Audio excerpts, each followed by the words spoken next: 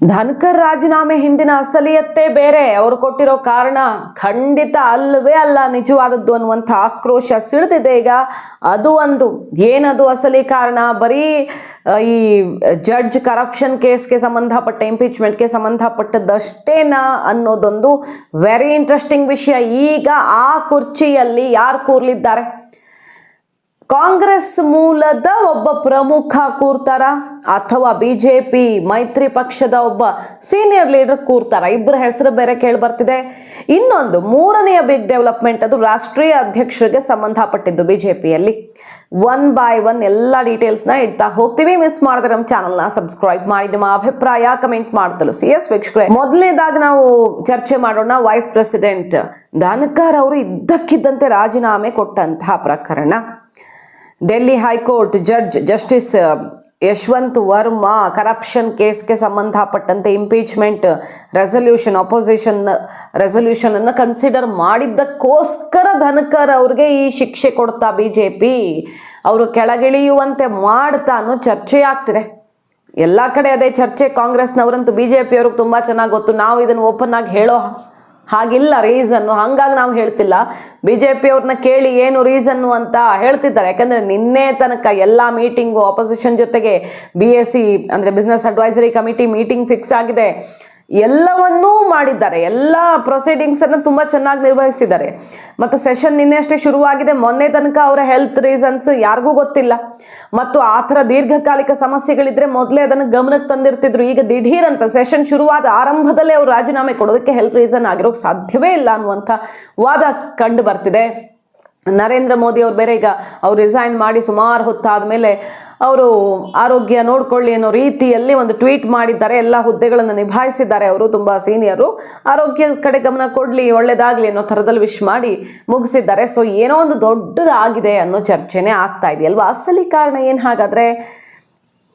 Business advisory committee meeting, ಅದು ವಿಪಕ್ಷಗಳನ್ನು ವಿಶ್ವಾಸಕ್ಕೆ ತಗೊಳ್ಳೋದಕ್ಕೆ ಯಾವ್ಯಾವ ವಿಚಾರವನ್ನು ಚರ್ಚೆ ಮಾಡಬೇಕು ಅನ್ನೋದ್ರ ಬಗ್ಗೆ ಸುಸೂತ್ರವಾಗಿ ಎಲ್ಲ ನೋಡ್ಕೊಳ್ಳೋಕೆ ಕರೆಯಲಾಗುತ್ತೆ. ಆ ಮೀಟಿಂಗಿಗೆ ನಡ್ಡಾ ಅವರು ಬಂದಿಲ್ಲ ಮತ್ತು ಕಿರಣ್ ರಿಜಿಜು ಸಂಸದೀಯ ಜವಾಬ್ದಾರಿ ಹೊತ್ತಿರುವಂತಹ ಮಿನಿಸ್ಟರೇ ಬಂದಿಲ್ಲ.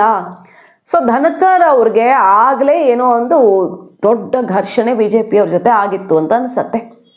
ಆ ಮೀಟಿಂಗ್ಗೆ ಆಡಳಿತ ಪಕ್ಷದವರೇ ಬರದೇ ಇರೋದಕ್ಕೆ ಹೇಗೆ ಸಾಧ್ಯ? ಬರೀ ವಿರೋಧ ಪಕ್ಷದವರು ಬರೋದಕ್ಕೆ ಹೇಗೆ ಸಾಧ್ಯ? ಅಲ್ಲೇ ಪಕ್ಕಾ ಸುಳಿವು ಏನೋ ಒಂದು ದೊಡ್ಡದಾಗ್ಬಿಟ್ಟಿದೆ. ಧನ್ಕರ್ ಅವ್ರನ್ನ ಇಳಿಸೋ ತನಕ BJP ನಿರ್ಧಾರ ಮಾಡಿತ್ತಾ? ಅಂಥದ್ದೇನು ಮಾಡಿದ್ರು ಧನ್ಕರ್ ಅವರು? ಹಾಗಾದರೆ ಈಗ ಮಾತಾಡೋದಕ್ಕೆ ಅವಕಾಶ ಕೊಡೋ ವಿಚಾರದಲ್ಲಿ ಖರ್ಗೆ ಅವ್ರಿಗೆ ಧನ್ಕರ್ ಅವ್ರಿಗೆ ಆಗ್ತಿದ್ದ ಸಂಘರ್ಷಗಳು ಅಷ್ಟಿಷ್ಟಲ್ಲ. ಆದರೆ ಕೆಲವೊಂದ್ಸಲ ಅವರು ಪ್ರತಿಪಕ್ಷಗಳ ಮಾತಿಗೂ ಕೂಡ ಬೆಲೆ ಕೊಡ್ತಾ ಇದ್ರು. ಅಂಥ ವಿಷಯದಲ್ಲಿ ಏನಾದರೂ ಕ್ಲಾಶಸ್ ಆಗಿರ್ಬೋದು ಅನ್ನೋ ಆರೋಪವನ್ನು ಮಾಡ್ತಿದ್ದಾರೆ ಪ್ರತಿಪಕ್ಷದವರು. ಇದಕ್ಕೆ ನಮಗೆ ಅವಕಾಶ ಕೊಟ್ಟಿದ್ದಕ್ಕೆ ಹಂಗೆ ಮಾಡಿದ್ದು ಅಂತ ಅವ್ರ ಆರೋಪ ಅವರು ಮಾಡ್ಕೊಳ್ತಿದ್ದಾರೆ. ಮತ್ತೊಂದು ಕಡೆಗೆ ಈ ವರ್ಮಾ ಕೇಸ್ ಇಂಪೀಚ್ಮೆಂಟ್ ರೆಸಲ್ಯೂಷನ್ ಅಪೋಸಿಷನ್ಗೆ ಅವರು ಅವಕಾಶ ಕೊಟ್ಟಿದ್ದೇ ಈ ಕಾರಣ. ಅಂದರೆ ಗೌರ್ಮೆಂಟ್ಗೆ ವಿರುದ್ಧ ದಿಕ್ಕಿನಲ್ಲಿ ಇವರೇನೋ ಮಾಡೋದಕ್ಕೆ ಹೊರಟ್ರ, ಗೌರ್ಮೆಂಟ್ಗೆ ಇಷ್ಟ ಆಗದಿರುವಂಥದ್ದನ್ನು ಅನ್ನೋ ರೀತಿಯಲ್ಲಿ ಒಂದು ರೀಸನ್ ಕೇಳಿ ಬರ್ತಿದೆ. ಬಟ್ ಅದು ಆಗಿದ್ದು ಹೌದು, ಖಂಡಿತ ಏನೋ ಆಗಿದೆ ಈ ವಿಚಾರ. ಮತ್ತೊಂದು ವಿಚಾರ, ಒಟ್ಟಿನಲ್ಲಿ ಧನ್ಕರ್ ಅವರು ಕಂಟ್ರೋಲ್ ತಪ್ಪು ಹೋಗ್ತಿದ್ದಾರೆ ಅನ್ನೋ ಥರ ಏನೋ ಆದಂಗೆ ಕಾಣಿಸ್ತಾ ಇದೆ. ಅದು ಕೇಳಿ ಬರ್ತಿರುವಂಥ ವಾದ ಪ್ರತಿವಾದಗಳು ಧನ್ಕರ್ ಅವರ ರಾಜೀನಾಮೆ ಬಗ್ಗೆ. ಅದಕ್ಕೂ ಮೀರಿದ್ದಿನ್ನೇನೋ ಒಂದು ದೊಡ್ಡ ಬೆಳವಣಿಗೆ ಇದೆಯಂತೆ ಧನ್ಕರ್ ಅವರ ರಾಜೀನಾಮೆಗೆ ಅಂತ ಹೇಳಲಾಗ್ತಿರೋದು.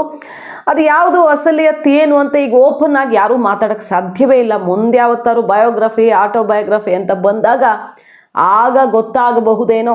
ಅಸಲಿಗೆ ಧನ್ಕರ್ ಅವರು ಇದ್ದಕ್ಕಿದ್ದಂತೆ ರಾಜೀನಾಮೆ ಕೊಡಬೇಕಾಗಿ ಯಾಕೆ ಬಂತು? ರಾಜೀನಾಮೆ ಕೊಡದಿದ್ರೆ ಅವ್ರನ್ನ ಕೆಳಗಿಳಿಸೋ ತನಕ ಹೋಗ್ತಿತ್ತ ವಿಷಯ ಅಂತ. ಇದು ಒಂದು ದೊಡ್ಡ ಬೆಳವಣಿಗೆ ರಾಷ್ಟ್ರ BJPಯಲ್ಲಿ. ಇವತ್ತು ಎಲ್ಲ ಕಡೆ ಧಗ ಧಗ ಉರಿತಿರೋದು ಈ ಡೆವಲಪ್ಮೆಂಟು. ಧನ್ಕರ್ ಕಂಡ್ರೆ ಆಗದೆ ಉರಿದು ಬೀಳ್ತಿದ್ದ ಕಾಂಗ್ರೆಸ್ನವ್ರೀಗ ಧನ್ಕರ್ ವಹಿಸ್ಕೊಂಡು ಮಾತಾಡ್ತಿದ್ದಾರೆ. ಧನ್ಕರ್ ಅವರನ್ನು ಓಡಿಸಿದೆ BJP ಅಂತ. ಇದು ಒಂದು ಡೆವಲಪ್ಮೆಂಟ್. ಇನ್ನೊಂದು ಮೆಗಾ ಡೆವಲಪ್ಮೆಂಟ್ ಏನಪ್ಪ ಅಂತ ಕೇಳಿದ್ರೆ, BJPಯ ಒಳಗಡೆ ನಿತೀಶ್ ಕುಮಾರ್ ಮತ್ತು ಚಂದ್ರಬಾಬು ನಾಯ್ಡು ಅವರನ್ನು ಯಾರೋ ಒಬ್ಬರು BJP ಒಳಗಿನವರೇ ಮೀಟ್ ಆಗಿ, ನೀವು ಯಾಕೆ ಇನ್ನೂ NDA ಅಂತ ಮೋದಿಗೆ ಸಪೋರ್ಟ್ ಕೊಟ್ಕೊಂಡಿದ್ದೀರಿ?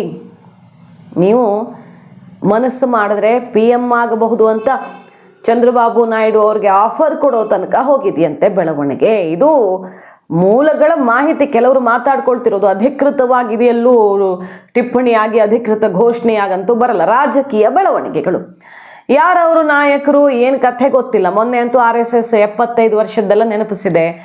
ಇದ್ರ ನಡುವೆ ಏನೋ ಒಂದು ಡೆವಲಪ್ಮೆಂಟ್ ಆಗ್ತಿದೆ ಪಕ್ಷದ ಒಳಗಡೆ ಅನ್ನೋದು ಕಾಣಿಸ್ತಿದೆ. ಈ ಹೊತ್ತಲ್ಲಿ ಕಾಂಗ್ರೆಸ್ನವರು ಬಂದು ಅಪ್ರೋಚ್ ಮಾಡೋದು, ನಿತೀಶ್ ಕುಮಾರ್ ಅವ್ರನ್ನ ಆಗಾಗ ಸೆಳೆಯೋ ಪ್ರಯತ್ನ, ಚಂದ್ರಬಾಬು ನಾಯ್ಡು ಅವ್ರ ಜೊತೆ ಮೀಟಿಂಗು, ವಿಮಾನದಲ್ಲಿ ಚಾಟಿಂಗು ಇದೆಲ್ಲ ಆಗ್ತಿರತ್ತೆ. ಸಹಜವಾಗಿ ಯಾವತ್ತಾದ್ರೂ ಚಾನ್ಸ್ ಸಿಕ್ಕಿದ್ರೆ ನಾವು ಯಾಕೆ ಮಾಡಬಾರ್ದು, ಸರ್ಕಾರನ ಅಂತ NDA ಕೂಟ ಇವರಿಬ್ಬರನ್ನ ಸಂಪರ್ಕ ಮಾಡ್ತಾ ಇರಬಹುದು ಆಗಾಗ. ಅಷ್ಟು ಸಣ್ಣ ವಿಷಯ ಅಲ್ವಲ್ಲ, ಭರ್ಜರಿಯಾಗಿ ಬಹುಮತ ಅಂತೂ ಇದೆ.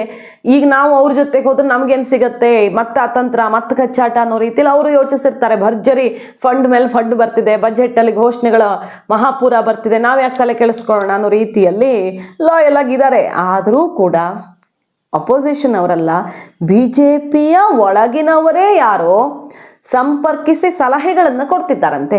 ಕೇಜ್ರಿವಾಲ್ ಅವ್ರನ್ನ ಸಂಪರ್ಕಿಸಿ ನೀವು ಒಂದ್ಸಲ ಮಾತಾಡಿ ನೋಡಿ, ನಿತೀಶ್ ಕುಮಾರ್ ಅವ್ರನ್ನ ಮಾತಾಡಿಸಿ ಅನ್ನೋದು.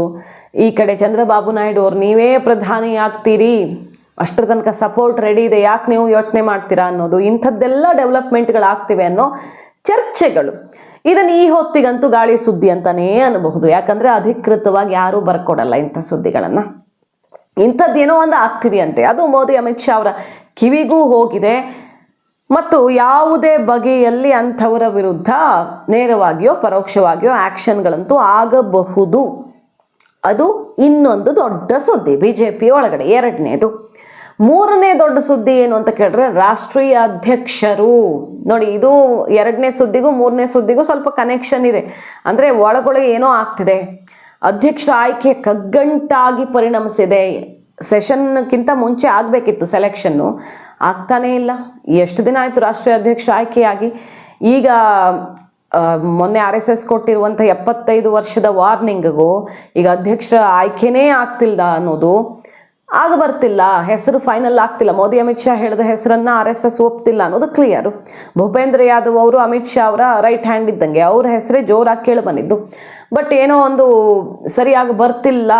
ಬಂದಿದ್ರೆ ಇಷ್ಟೊತ್ತಿಗೆ ಘೋಷಣೆ ಆಗೇ ಬಿಡ್ತಿತ್ತು. ತುಂಬ ಇಂಪಾರ್ಟೆಂಟ್ ಇದೆ. ಈಗ ನೆಕ್ಸ್ಟ್ ಎಲೆಕ್ಷನ್ಗಳೆಲ್ಲ ಬರ್ತಾ ಇರೋದ್ರಿಂದ ಮುಂದಿನ ವರ್ಷ ಅಂತೂ ಚುನಾವಣೆಗಳೇ ಬರ್ತವೆ ಸಾಲು.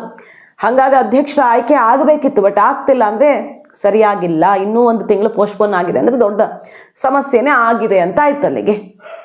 ಸೊ BJP ರಾಷ್ಟ್ರೀಯ ಅಧ್ಯಕ್ಷರದ್ದು ಕೂಡ ಕಗ್ಗಂಟಾಗಿರೋದು ಮತ್ತು ಈ ಸರ್ಕಾರ ಕುರ್ಚಿಗೆ ಸಂಬಂಧಪಟ್ಟ ಡೆವಲಪ್ಮೆಂಟ್ ಒಳಗೊಳಗೆ ಆಗ್ತಿರೋದು, ಇದೆರಡು ಗಮನ ಸೆಳಿತಿರೋದು. ಇದು 3 ಡೆವಲಪ್ಮೆಂಟ್ಸ್. ಸರಿ, ಈಗ ಧನಕರ್ ಅವರು ರಾಜೀನಾಮೆ ಕೊಟ್ಟರು. ಯಾರು ಬರ್ತಾರೆ ಆ ಜಾಗಕ್ಕೆ? ಶಶಿ ತರೂರ್ ಅವ್ರ ಹೆಸರು ಅಚ್ಚರಿ ಅನ್ನುವಂತ ಕೇಳಿ ಬರ್ತಿದೆ. ಅಂದರೆ ಅವರು ಎಲ್ಲ ತುಂಬ ಚೆನ್ನಾಗಿ ನಾಲೆಜ್ ಇರೋರು. ಈ VP ಸ್ಥಾನಕ್ಕೆ ಕೂತ್ಕೊಳ್ಳೋದು ಅಂದರೆ ಅಷ್ಟು ಸಣ್ಣ ಪುಟ್ಟ ವಿಷಯ ಅಲ್ಲ, ದೊಡ್ಡ ಮಟ್ಟದ ಅಗಾಧವಾದ ಅನುಭವ ಬೇಕು, ನಿಭಾಯಿಸುವಂಥ ಸಾಮರ್ಥ್ಯ ಬೇಕು. ಎಲ್ಲಕ್ಕಿಂತ ಪ್ರಮುಖವಾಗಿ NDA ಮಿತ್ರ ಪಕ್ಷಗಳು ಅವರನ್ನು ಒಪ್ಕೊಳ್ಬೇಕಾಗತ್ತೆ, ಅಂತಹ ಆಯ್ಕೆ ಆಗಬೇಕಾಗತ್ತೆ. ಸಾಂವಿಧಾನಿಕ ಹುದ್ದೆಯನ್ನು ನಿಭಾಯಿಸೋದು ಅದು ಈಗ ಸದ್ಯದಲ್ಲೇ ಮುಂದಿನ ದಿನಗಳಲ್ಲಿ 1 ನೇಷನ್ 1 ಎಲೆಕ್ಷನ್ ಎಲ್ಲ ಬರೋದಿದೆ. ಆಗ ರಾಜ್ಯಸಭೆಯಲ್ಲಿ ತುಂಬ ಇಂಪಾರ್ಟೆಂಟ್ ರೋಲ್ ಪ್ಲೇ ಮಾಡ್ತಾರೆ, ಅಂಥವ್ರನ್ನೇ ಕೂರಿಸ್ಬೇಕಾಗತ್ತೆ. ನಿತೀಶ್ ಕುಮಾರ್ ಅವ್ರ ಹೆಸರು ಕೇಳಿ ಬರ್ತಿದೆ, ಬಟ್ ಅವರು ಆ ಜಾಗಕ್ಕೆ ಬರ್ತಾರೆ ಅಂತ ಅನಿಸಲ್ಲ. ವಯಸ್ಸಾಯಿತು, ಬಿಹಾರದಲ್ಲಿ CM ಮಾಡೋದು ಡೌಟ್. ಈ ಸಲ NDA ಪರವಾಗಿ ಬಂದ್ರೂ ರಿಪೋರ್ಟು ನಿತೀಶ್ ಕುಮಾರ್ ಅವ್ರಿಗೆ ವಿರುದ್ಧವಾಗಿ ಬರ್ತಿದೆ ಬಿಹಾರದಲ್ಲಿ. ಹಾಗಾಗಿ ಅವ್ರಿಗೇನಾದರೂ ಒಂದು ಹುದ್ದೆ ಅನ್ನೋ ಥರ ಆಲೋಚನೆಗಳಾಗ್ತಾವ ಅಂದರೆ ಅವ್ರು ಆ ಜಾಗಕ್ಕೆ ಹೊಂದಾಣಿಕೆ ಆಗ್ತಾರೆ ಅಂತ ಅನಿಸಲ್ಲ. ಅಲ್ಲಿ ಅವ್ರಿಗೆ ಈಗ ಮರುವಿನ ಸಮಸ್ಯೆ ಬೇರೆ ಬಂದುಬಿಟ್ಟಿದೆ ನಿತೀಶ್ ಕುಮಾರ್ ಅವ್ರಿಗೆ. ತುಂಬ ಪಾದರಸದಂತೆ ಇರಬೇಕು ಅಲ್ಲಿ ಕೂರವರು, ಹಾಗಾಗಿ ಅವ್ರು ಕೂರ್ತಾರೆ ಅನ್ಸಲ್ಲ. ಶಶಿ ತರೂರ್ ಅವ್ರ ಹೆಸರು ಅಚ್ಚರಿ ಅನ್ನುವಂತ ಕೇಳಿ ಬರ್ತಿದೆ.